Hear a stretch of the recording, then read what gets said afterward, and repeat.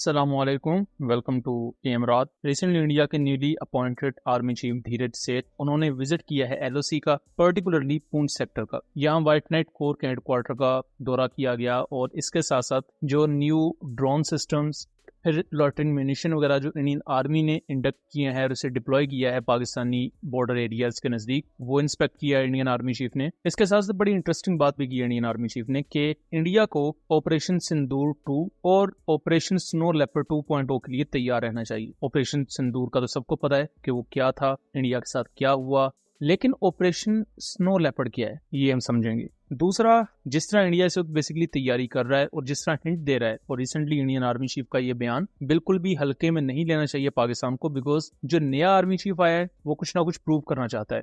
जो पिछला army chief था वो सिंदूर के नाम पर एक ड्रामा रचा चुका है। अपनी एटलीस्ट वो पब्लिक को ये दिखा चुके हैं कि हम पाकिस्तान में घुस के मारेंगे और पाकिस्तान के खिलाफ हमने ये पर्टिकुलर ऑपरेशन किया। तो जो नया आर्मी चीफ है उसने जाहिर बात है गवर्नमेंट को भी खुश करना है और लोकल ऑडियंस के सामने भी उसने हीरो तो बनना है। इसी कॉन्टेक्स्ट में हम ये भी समझेंगे कि जो मौजूदा पाकिस्तान की एयर पावर है या मौजूदा पाकिस्तान की कॉम्बैट रेडीनेस है, क्या वो ऑपरेशन सिंदूर 2.0 सो कॉल्ड जो होगा फ्यूचर कॉन्फ्लिक्ट जो इनेविटेबल है, वो 6 माह बाद हो, वो साल बाद हो, वो 2 साल बाद हो, लेकिन ये चीज नविश्ता दीवार है कि हम उसके लिए तैयार हैं। क्योंकि हम सिर्फ अक्सर औकात ये बात कर देते हैं कि अच्छा हमारे पास PL-15 है, जेडनसी है, first look first shoot capability है, ये सब ठीक है, लेकिन जंग या कोई भी ऑपरेशन सिर्फ एक दो चीजों की बुनियाद पर नहीं होता। सबसे पहले तो अगर पाकिस्तान की एयर पावर की बात कर लें तो इंडिया ऑपरेशन सिंदूर के सेकंड फेज में, जिसे ऑपरेशन सिंदूर 2.0 कहा जाता है, अपनी एयर पावर और अपनी मिसाइल पावर को यूज करेगा, प्लस ड्रोन्स भी उसी तरह यूज होंगे। बट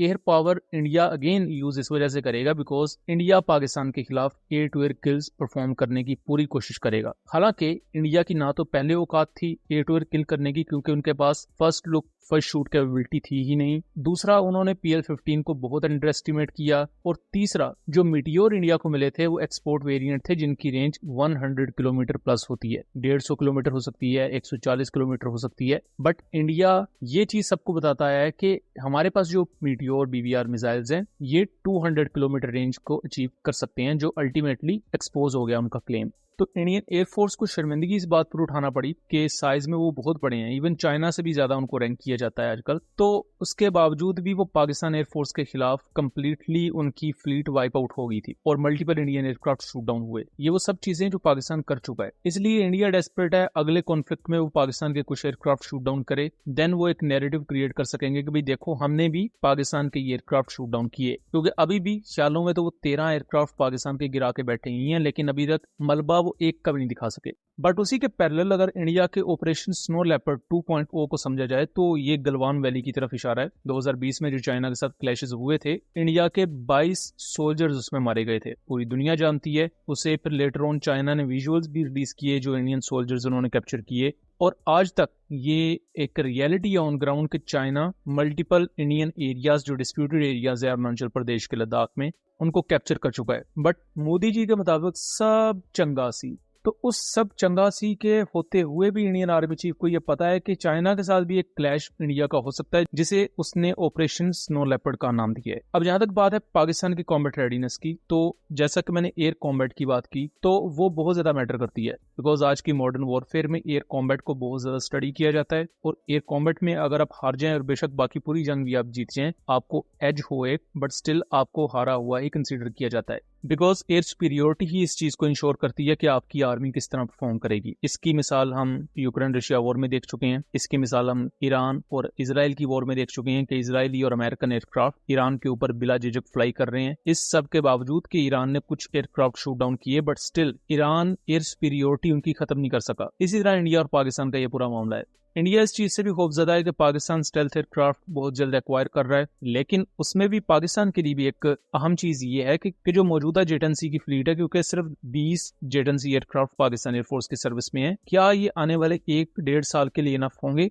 क्योंकि अभी तक उससे फर्दर जो बैचेस पाकिस्तान को डिलीवर हुए हैं उसके बारे में कोई भी इंफॉर्मेशन नहीं है। तो पब्लिक डोमेन में जो डाटा है वो यही है कि 20 जेट पाकिस्तान एयरफोर्स के पास हैं और इंडिया जा रहा है 114 रफाल की तरफ, जिनमें F4 स्टैंडर्ड के रफाल होंगे। अल्टीमेटली इंडिया ये भी कोशिश कर रहा है कि उन्हें F5 स्टैंडर्ड के अपग्रेडेड रफाल भी मिल जाएं, लेकिन वहां भी इंडिया के लिए इशू ये आ जाता है कि 2031 से उनकी डिलीवरी स्टार्ट होंगी। पाकिस्तान को इसमें एज ये है कि पाकिस्तान J-35 को उससे पहले इंडक्ट कर चुका होगा, लेकिन वो इंडक्शन में टाइम लगेगा। इवन आप J-35 को इंडक्ट कर भी लें तो उसको ऑपरेशनलाइज करने में उसे एटलीस्ट 1-2 एक्सरसाइजेज में आपको यूज करना पड़ेगा ताकि आप उससे फेमिलियराइज हो सकें, उसकी टैक्टिक्स डेवलप कर सकें, उन्हें अपने बाकी सिस्टम्स के साथ इंटीग्रेट कर सकें। तो वहां टाइम लगेगा। मेरे जाती इन्फ्रेंस में J-35 के इंडक्शन के पैरेलली पाकिस्तान को एटलीस्ट एक स्क्वाड्रन जेडनसी का और चाहिए, बिकॉज ऑलरेडी वो एक मेच्योर प्लेटफॉर्म है पाकिस्तान एयरफोर्स में, उसकी टैक्टिक्स पाकिस्तान डेवलप कर चुका है, पाकिस्तानी पायलट्स का उस पर हाथ बैठा हुआ है। नए प्लेटफॉर्म में आपको टाइम लगेगा उसे ऑपरेशनलाइज करने में। यही वजह है कि अगर आप इंडिया को भी देखें तो उन्होंने MRFA में जितने भी एयरक्राफ्ट थे, चाहे Su-35 की बात करें, अमेरिका के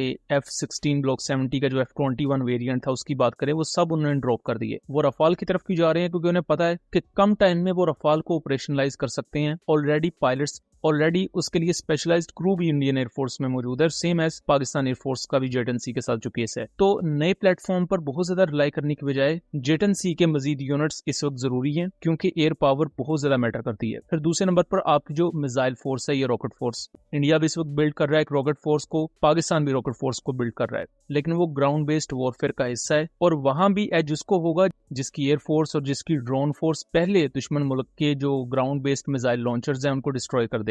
क्योंकि एडवांस मिसाइल फायर हो जाएंगी तो वो आपके लिए खतरा बनेंगे, चाहे वो इंडिया के मिसाइल्स हों चाहे वो पाकिस्तान के मिसाइल्स हों। तो वहां भी आपकी फिर एयर पावर इन्वॉल्व हो जाती है, आपकी एयरफोर्स के एसेट्स इन्वॉल्व हो जाते हैं। सो ये वो तमाम चीजें हैं जिसको लेकर पाकिस्तान को भी देखना पड़ेगा। यहाँ रिसर्च एंड डेवलपमेंट पाकिस्तान को अपनी करनी पड़ेगी, आप अपने इंडिजिनस प्रोग्राम्स को रन कर सकें, बिकॉज अभी पाकिस्तान के एक तो इंटरनल मैटर्स में इश्यूज चल रहे हैं, खासतौर पर बलोचिस्तान में जिस तरह टेररिज्म के वाकयात हो रहे हैं, वहां इस वक्त ऑपरेशन शबान शुरू किया गया है, जिस पर हम डिटेल्ड वीडियो बहुत जल्द बना देंगे।